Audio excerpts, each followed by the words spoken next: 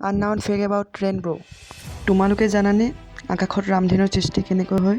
আজিৰ এই ভিডিঅ'ত আমি এইটোৱে আলোচনা কৰিম। তো ব'লা ভিডিঅ'টো আৰম্ভ কৰোঁ। আকাশত ৰামধেনুৰ সৃষ্টি হয় কেনেকৈ? আকাশত সূৰ্যৰ বিপৰীত ফালে থকা মেঘৰ জলীয় বাষ্পবোৰ বা পানীৰ ক্ষুদ্ৰ ক্ষুদ্ৰ কণিকাবোৰৰ মাজেদি সূৰ্যৰ পোহৰ প্ৰতিফলিত আৰু প্ৰতিহত হয়। ইয়াৰ ফলত সূৰ্যৰ পোহৰত বগা দেখা ৰংটো বিচ্ছুৰিত হৈ পৰি 7টা ৰঙৰ বৃত্তচাপ কিছুমান সৃষ্টি কৰে। এই বৃত্তচাপসমূহ একেবাৰে বাহিৰত থকা ৰঙা ৰংটো কাৰণ ৰঙা ৰঙৰ তৰংগ দৈৰ্ঘ্য আটাইতকৈ বেছি। ভিতৰৰ ফালে মূৰত থাকে চুটি তৰংগ দৈৰ্ঘ্যৰ বেঙুনীয়া ৰংটো।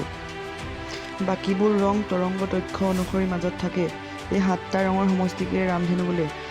দিনত হোৱা বৰষুণৰ পাছতহে আকাশত ৰামধেনুৰ সৃষ্টি হয় নহয় ইণ্টাৰেষ্টিং ফেক্ট। আৰু এনেধৰণৰ ভাল ইণ্টাৰেষ্টিং ফেক্ট পাই থাকিবলৈ ভিডিঅ'টো লাইক, শ্বেয়াৰ আৰু এটা ছাবস্ক্ৰাইব কৰক। ধন্যবাদ।